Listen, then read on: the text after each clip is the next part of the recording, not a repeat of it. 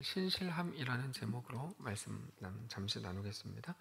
오늘 본문에는 두 가지 이야기가 나오면서 한 가지 주제로 우리에게 이제 다가가는데, 먼저는 40절 이전까지의 이제 내용, 40절까지의 내용이고, 또 하나는 41절부터 43절까지 이렇게 이제 두 개로 나눌 수 있는 본문입니다. 다윗이 압살롬에게 쫓겨서 마하나임에 피했을 때 다윗은 바르실레에게 큰 은혜를 입었다. 오늘 본문에 그렇게 기록이 되어 있습니다. 32절인데요. 바르실레는 매우 늙어 나이가 80세라 그는 큰 부자이므로 왕이 마하나임에 머물 때 그가 왕을 공궤했다. 이렇게 되어 있습니다. 많은 사람들이 상황을 민감하게 살펴서 다윗을 멀리할 때, 압살롬이 반역을 일으키고 압살롬이 이길 것 같으니까 이제 다윗을 사람들이 이제 멀리했죠. 다 압살롬의 편에 서려고 할 때 바르실레만큼은 신실하게 다윗 곁을 지켰다. 이렇게 되어 있습니다. 이게 내공입니다. 상황에 따라서, 자기 감정에 따라서 여기 붙고 저기 붙고 하지 않는 거죠. 80세의 바르실레에게는 최소한 그런 내공이 있었던 것으로 보입니다. 오직 하나님 한 분을 붙드는 것입니다. 우리가 중심을 잡는다는 게 그래서 아주 중요한데요. 그에게 지혜가 있다거나 그가 더 멀리 보기 때문에 그가 중심을 잡을 수 있는 게 아니고, 변하지 않는 진리이신 하나님을 믿음으로 바라보기 때문인 것이죠. 그래서 온 세상이 다 변해도 오직 주 안에 거하기로 하는 것이 성도의 온전한 내공일 겁니다. 그랬던 바르실레에게 대해서 다윗이 그때 얼마나 고마웠겠습니까? 다윗은 그 은혜를 잊지 않았습니다. 그래서 이제 압살롬을 이기고 다시 왕궁으로 복귀하려고 할 때 바르실레에게 은혜를 갚고 싶었습니다. 33절에 이렇게 되어 있죠. 왕이 바르실레에게 이르되 너는 나와 함께 가자. 예루살렘에서 내가 너를 공궤하리라. 전에 나를 돌봐주었던 것처럼 내가 이제 당신을 돌봐드리겠다, 이런 말입니다. 그러나 바르실레는 모든 일들에 대해서 정말 대가를 바라고 한 게 아니었습니다. 다윗의 그 극진한 대접을 고사합니다. 대신에 김함이라는 자기의 종을 대신 데리고 가시라고 이렇게 말하죠. 34절입니다. 바르실레가 왕께 아뢰되 내 생명의 날이 얼마나 있겠사옵기에 어찌 왕과 함께 예루살렘에 올라가리이까?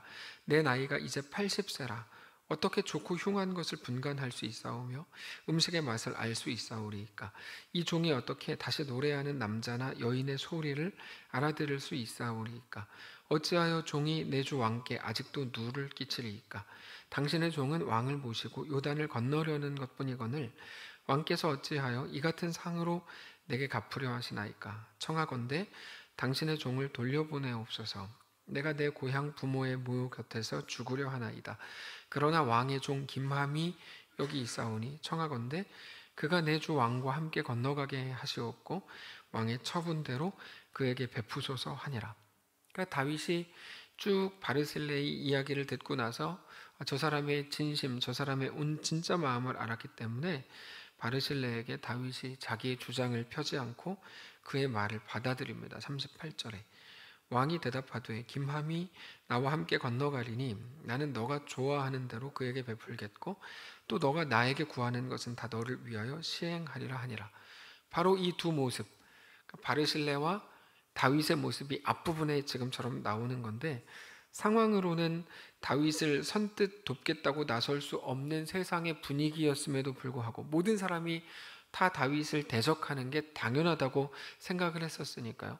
어떤 이유도 알지 못한 채 그냥 분위기 자체가 그렇게 흘러갔었으니까. 그럼에도 불구하고 진실되게 다윗을 도운 바르실레와 그리고 그 호의를 끝까지 기억하고 은혜를 갚으려고 하는 그 다윗, 그러면서도 아무 대가를 바라지 않는 바르실레와 자기의 제안을 거절당했지만 그럼에도 불구하고 바르실레의 말을 듣고 그의 말을 따라주는 이 다윗, 이런 훈훈한 모습이 앞에 쭉 나옵니다. 그리고 나서 41절 이하의 모습이 나오는데 이거는 완전히 정반대의 그림이 나옵니다. 다윗이 압살롬을 피해서 왕궁을 비웠다가 이제 승리해서 다시 왕궁으로 돌아오는 그 과정인데, 그 일을 주도한 지파가 유다 지파였습니다. 유다 지파. 근데 유다 지파는 이스라엘 12지파 중에 숫자적으로 보면 아주 극히 적은 소수였습니다. 그런 소수인 유다 지파가 다윗을 왕궁으로 모셔오는 일에 주도권을 잡았다고 파악했던 나머지 이스라엘의 지파들이 유다 지파를 비난하고 나서죠. 41절에 온 이스라엘 사람들이 왕께 나와 왕께 아뢰되 우리 형제 유다 사람들이 어찌 왕을 도둑하여 왕과 왕의 집안과 왕을 따르는 모든 사람을 인도하여 요단을 건너가게 하였나이까 하매. 여기 보면 이스라엘 지파가 이렇게 왕 다윗에게 이렇게 말하는 거죠. 왕을 너희가 도둑했다 이렇게 말합니다. 어떻게 이런 표현을 씁니까? 가만히 보면은 이스라엘 지파가 엄청 못났습니다. 못나가지고 그냥 자기들이 했던 일들에 대해서 축소하고 그러면서 마치 너희가 잘못했다 뭐 이런 식으로 너희가 왕을 도둑했다 뭐 이렇게 이제 표현을 하는데, 그런 못난 비난을 들으면서 유다 지파는 아니, 저 사람들이 지금 상황이 뭐 힘들고 좀 쫄리니까 저러지 이렇게 또 넉넉하게 반응할 수도 있을 것 같은데, 유다 지파 역시 똑같이 반응해요. 42절에 모든 유다 사람들이 이스라엘 사람에게 대답하되 왕은 우리의 종친인 까닭이라 너희가 어찌 이 일에 대하여 분내느냐? 우리가 왕의 것을 조금이라도 얻어먹었느냐? 왕께서 우리에게 선물로 주신 것이 있느냐? 억울하다 이거죠. 왜 우리한테 그렇게 말하냐?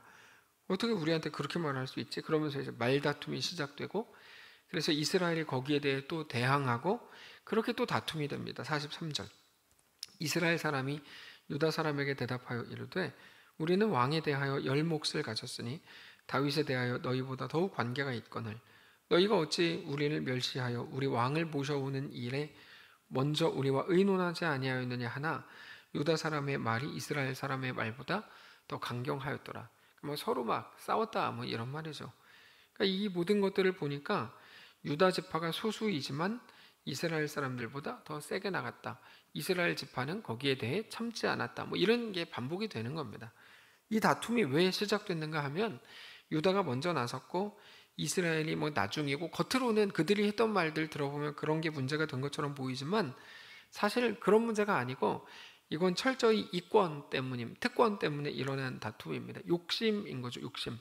이번 기회를 이렇게 잘 잡아가지고 내가 뭐 어떤 자리를 뭐 차지하겠다, 내가 조금 더 유익한 우리에게 이익이 되는 뭐 결론을 도출하겠다 뭐 이런 겁니다. 자존심이라고도 할 수 있는 욕심인데 눈앞에 있는 이익은 언제나 사람의 눈과 판단력을 흐리게 합니다. 그 사람이 나쁜 사람은 아닌데 하여튼 자기가 뭐 손해보지 않으려고, 혹은 자기가 인정받으려고, 자기가 조금 더 칭찬받으려고, 혹은 자기가 조금의 유익을 얻으려고 그런 말을 자꾸 그렇게 하는 거죠. 뭐 예를 들면 그렇게 되는 겁니다. 그게 그 사람이 나쁜 사람은 아닌데 눈과 판단력을 아주 흐리게 만드는 게 바로 그런 어떤 눈앞에 있는 것들이라고 할 수 있을 겁니다. 욕심은 언제나 본질을 가립니다. 이 언제나라는 말이 중요한데 언제나 그렇습니다. 사실 다윗만 복귀하면 모든 문제가 사라질 것 같았습니다. 그러나 곧 새로운 갈등이 시작이 되는 거죠.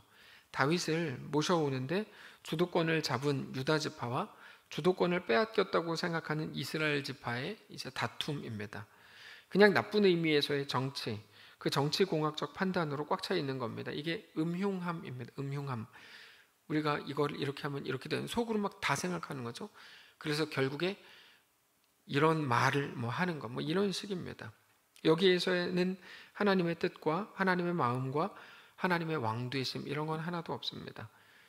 믿지 않는 사람들 중에 물론 성향의 문제일 수도 있겠지만 그보다도 또 많은 분들 믿지 않는 사람들과 대화하고 만나다 보면 그들이 가진 어떤 그 불안함을 자주 느끼게 됩니다. 그들은 은혜라는 걸 경험해 본 적이 없는 믿지 않는 사람들은 그냥 자기가 은혜라는 것들을 아예 배제해 놓고 모든 것들 다 반응하는 거죠. 그 사람은 왜 자꾸 그렇게 하지? 그 이유는 분명해요. 은혜라는 걸 모르기 때문이죠. 받아들여짐이라는 것 자체를 모르기 때문에 그냥 어떻게 해서라도 자기가 그 순간에 그거를 해야만 되는 거예요. 뭐 눈도 속이고 뭐 거짓말도 하고 하여튼 뭐 이런 식으로 자꾸 하는 거죠. 그래서 그 사람은 왜 자꾸 그럴까 막 고민을 해보니까 아, 그리스도인이 아니기 때문이구나, 은혜가 뭔지 모르기 때문이구나 라는 생각을 자꾸 하게 되는 겁니다. 하나님의 마음과 하나님의 왕되심 이런 게 그들의 마음속에는 없는 거죠. 오직 이기심과 특권의식과 혹은 질투심 이런 것밖에 없습니다. 그게 어디로 가냐면 당연히 영적 무능과 영적 둔감함으로 갑니다. 그래서 하나님의 뜻을 쫓지 않으면 언제나 다툼과 분열이 일어납니다. 여러분, 하나님의 뜻을 쫓지 않으면 다툼과 분열이 일어나는 겁니다. 성격의 문제가 아닙니다. 자기들끼리 뜻을 모으고 하나 되자고 으쌰으쌰하는 모임이 제대로 갔던 역사는 인류 역사상 한 번도 없었습니다. 그런 거는 성경적으로 말이 안 되는 겁니다. 하나됨이라는 게 아주 좋아 보이는 것처럼 들리지만 거기에는 굉장히 무섭고 위험한 함정이 있습니다. 신앙인으로 살고 싶으시다면 하나 되려고 하지 마십시오. 여러분, 아주 중요한데요. 어떤 이름으로 어떤 조직과 어떤 공동체 속에 있다고 하더라도 신앙인으로 살려고 하신다면 하나 되려고 하지 마십시오. 말이 이상하죠? 그럼 분열을 하자는 겁니까? 그런 말이 아닙니다. 하나 되려고 하지 마시고 다만 한 명 한 명 각자가 하나님 앞에 겸손히 엎드리면 됩니다. 근데 이게 아니고 자꾸 하나 되려고 그래요. 자기들끼리 막 하나가 되겠대요. 그러니까 망하는 거죠. 자기들끼리는 하나 된다고 해도 죽는 하나됨이거든요. 우리가 하나 된다면 오직 하나님을 각자가 바라보는 그것을 통해 이루어지는 하나됨, 그것만이 우리를 살리는 힘이 되는 겁니다. 그게 교회의 능력입니다. 그래서 교회는 몇 사람의 으쌰으쌰로 되지가 않습니다. 하나님 앞에 엎드리는 것만이 유일한 능력입니다. 그게 세상 권력과의 가장 큰 차이입니다. 그래서 교회는 하나 되려고 애쓰는 공동체가 아니고 각자 모두가 하나님을 온전히 바라보려고 애쓰는 것, 그것이어야 합니다. 그렇게 모두가 같은 곳을 바라보는 것을 통해서 자연스럽게 하나가 되는 거지, 서로 막 뜻을 맞추고 뭐 얼마 동안은 그럴 수 있겠죠. 막 내가 참고 막, 혹은 당연히 그럴 수 있겠죠. 그러다가 금방 폭발합니다. 우리가 어떤 사람들인데요. 우리가 성격이 다 불같은 사람들인데요. 하나됨은 우리의 그런 식으로 이루는 게 아닙니다. 서로 뜻을 맞추고 하나가 되기 위해 애쓰고, 그때 하나 되지 않습니다. 아무리 대단한 성숙한 사람들이라도 그걸로 되지 않습니다. 사람은 원래 연약합니다. 언제나 유혹과 시험에 노출되어 있습니다. 우리 잘못이라기보다 우리 존재 자체가 그렇습니다. 죄 때문입니다. 그러나 우리 마음에 드는 생각대로, 욕심대로 그냥 놔두면 안 됩니다. 욕심이 잉태한 즉 죄를 낳고, 죄가 장성한 즉 사망을 낳기 때문입니다. 사람이 지나가다가 새똥에 맞을 수 있고 그거 가지고 누가 뭐라고 할 수 없지만, 새가 머리에 둥지를 틀게 하는 건, 이건 또 다른 문제입니다. 어거스틴이 했던 얘기인가가 바로 그런 거죠. 별로 그렇게 은혜가 안 되는 50대 부부 이야기가 있는데, 결혼기념일 이제 맞이했다 그러죠. 천사가 나타나가지고 두 분이 너무 행복하게 사시는 모습을 보니까 보기 좋습니다. 그래서 결혼기념일 선물로 제가 소원을 한 가지씩 들어드리고 싶습니다. 이게 말도 안 되는 소리죠. 이게 천사가 무슨 소원을 들어줘요. 하여튼 말이 그랬다는 거예요. 그러니까 아내가 먼저 대답했어요. 아내들은 거의 착하죠.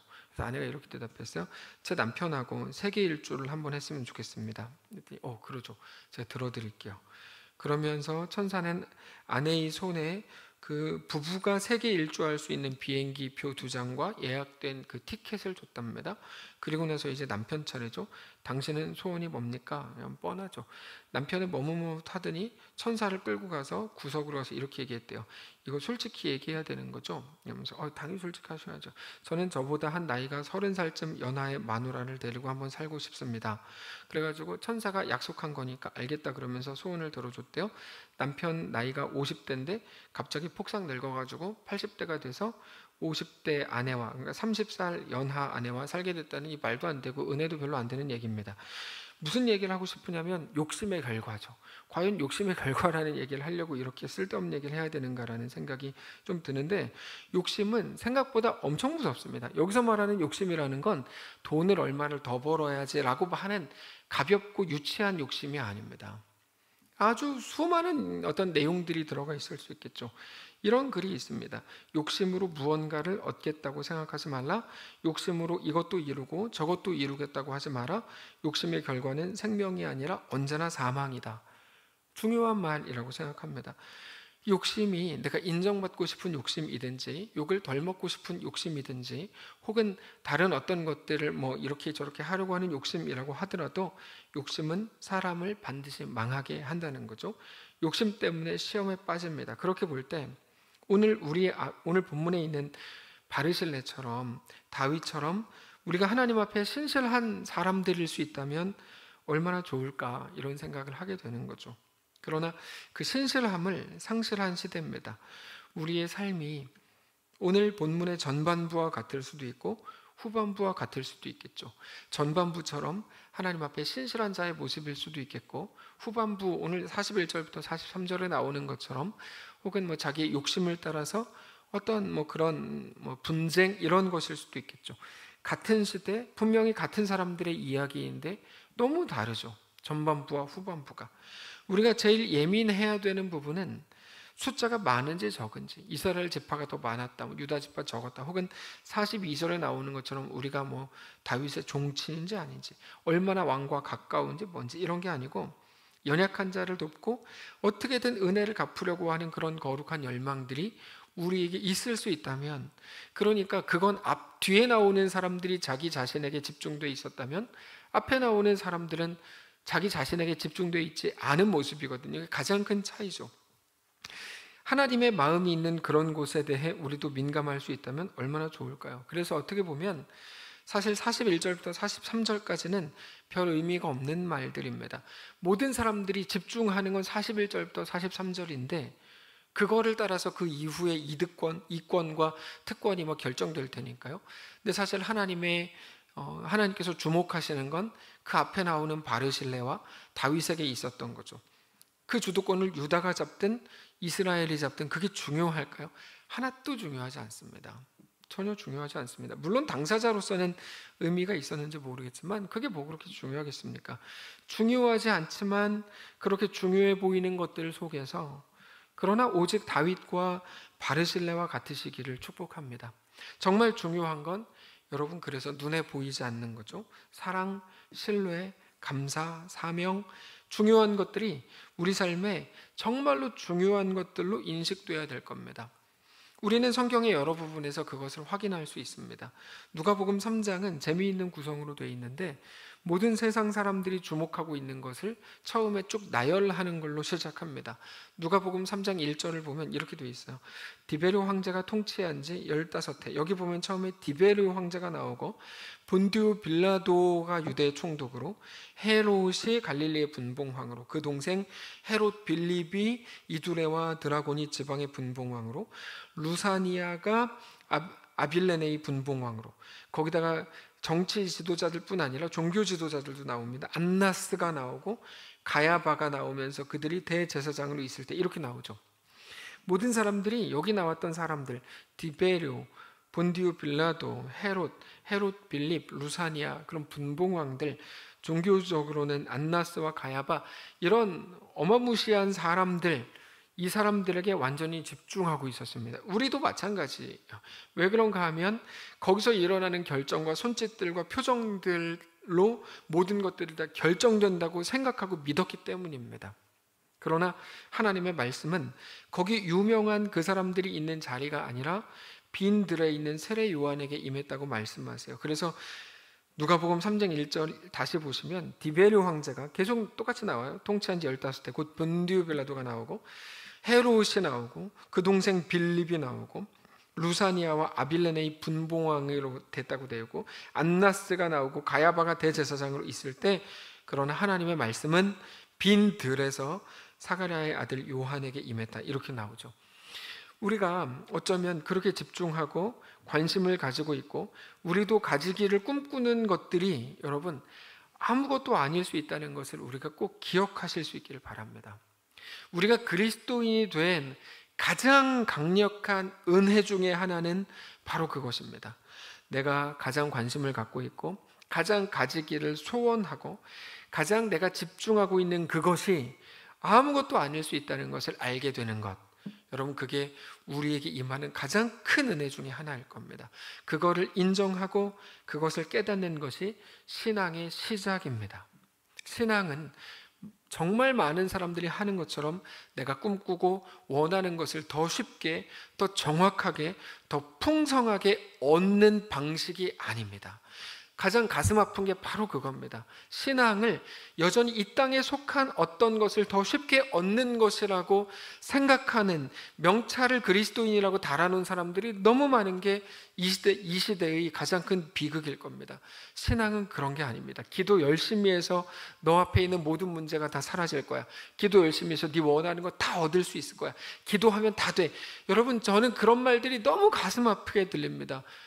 왜 그렇게 신앙이 뭔지를 아직 하나도 모를까? 하나님께서 이 땅에 속한 것을 소망하지 말고 천국을 바라보라고, 하늘에 속한 것을 그렇게 바라보라고, 이 땅에 소망을 두지 말라고 그렇게 말씀을 하셨음에도 불구하고 왜 기독교 신앙이라는 이름으로 계속해서 이 땅에 있는 것들을 추구하게 하고, 더 소망하게, 너 더 열심히 기도하고, 또 어떻게 해? 그럼 이 땅에서 더 많은 것들 복으로 얻을 거야 라고 계속 얘기하는 걸까? 이게 이제 제가 가진 가장 큰 답답함 중에 하나인데 바로 그거죠. 그러나 오늘 본문을 통해 우리가 확인할 수 있듯이 그렇게 집중하고 관심을 가지고 있고, 내가 그렇게 꿈꾸는 것들, 내가 가지기를 꿈꾸는 것들이 아무것도 아닐 수 있다는 것을 알게 되시기를 원합니다. 아까 잠깐 말씀드렸던 것처럼 무엇보다도 받아들여짐에 대한 인정이 너무나 우리에게 필요할 겁니다. 내가 만들고 드러내 보이지 않아도 우리 하나님의 무한한 은혜와 용납이 나를 사로잡았다는 것을 인정하는 겁니다. 이게 안 되면 그리스도인의 구별 자체가 없습니다. 그리스도인의 구별은 여러분 무엇으로 하는 걸까요? 주일에 교회 오는 걸로 구별이 될까요? 담배 안 피고 술 먹지 않는 걸로 그리스도인의 확인이 될 수 있을까요? 안 그렇습니다. 안 그렇습니다. 그런 것들로, 혹은 나는 몇 시간을 기도한다, 나는 성경을 100번을 읽었다, 여러분 이런 것들로 내가 그리스도인이라는 확인이 절대로 되지가 않습니다. 그리스도인 됨의 확인은 내가 은혜가 무엇인지 아는 것이겠죠. 내가 온전한 그리스도인이라고 고백하게 되는 것이겠죠. 그저 오늘도 내가 과장이라도 해서 내가 나를 그럴듯하게 보여야 되고, 혹은 순간적인 거짓말을 해서라도 인정받아야 된다고 생각한다면, 그렇게 여전히 가난하고 그렇게 작다면, 그렇게 보잘것없다면, 우리의 모든 연약함 속에서도 받아들여진 자가 되었다고 하는 그리스도인이 가질 넉넉함과 그 자신감이 없다면 우리는 어떤 것도 가지지 못한 사람들일 겁니다.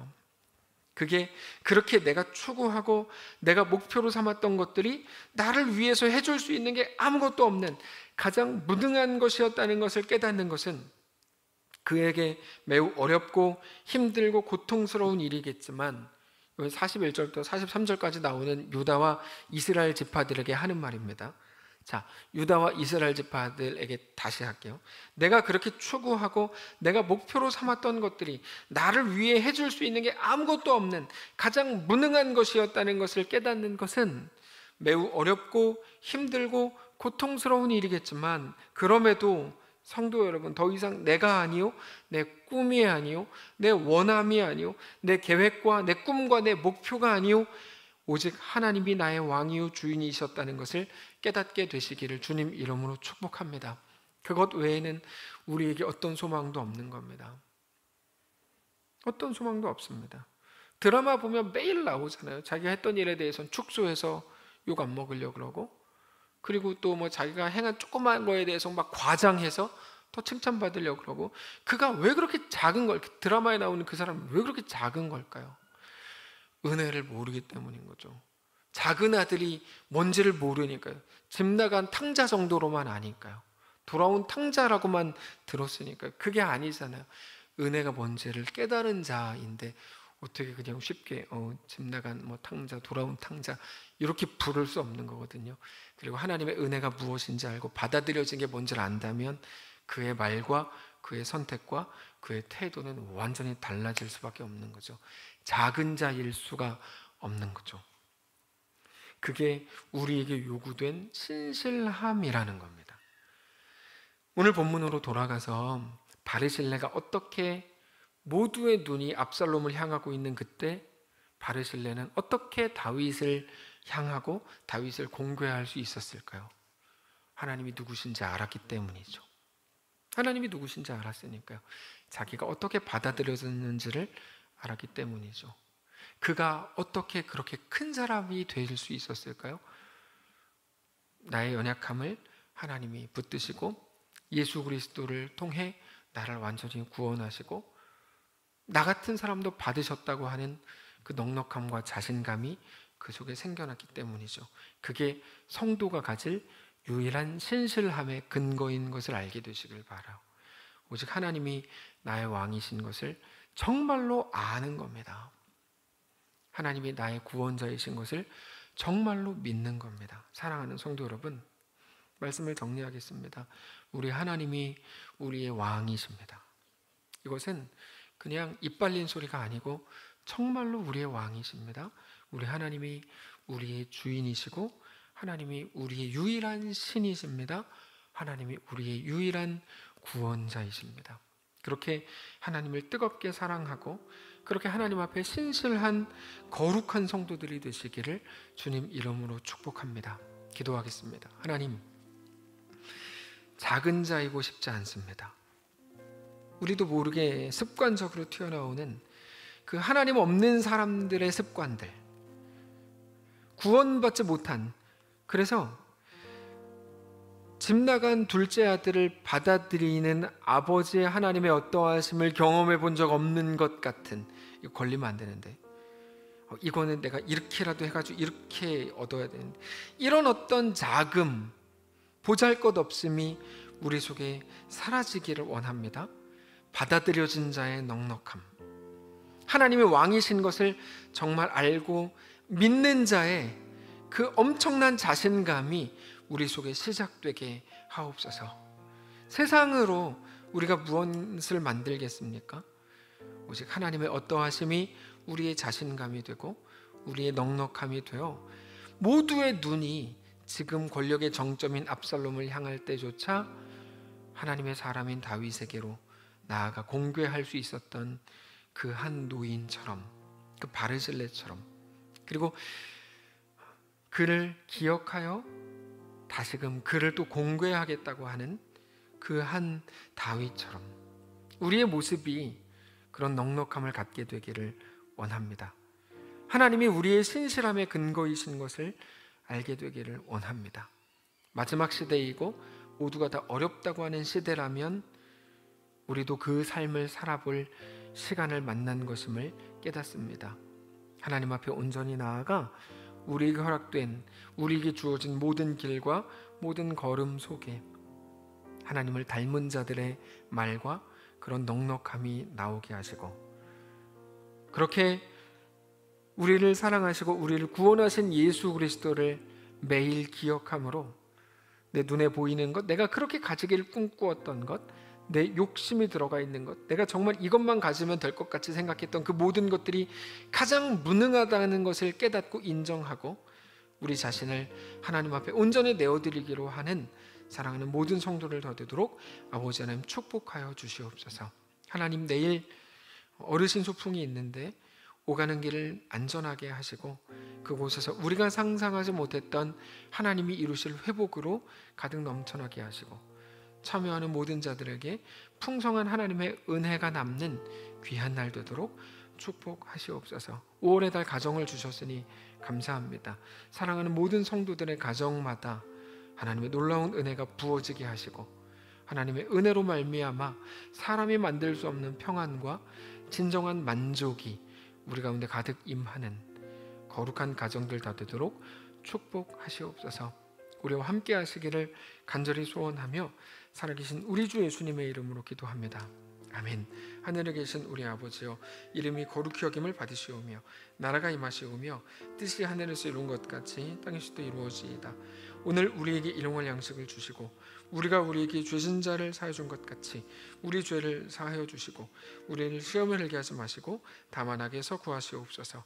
대개 나라와 권세와 영광이 아버지께 영원히 있사옵나이다. 아멘.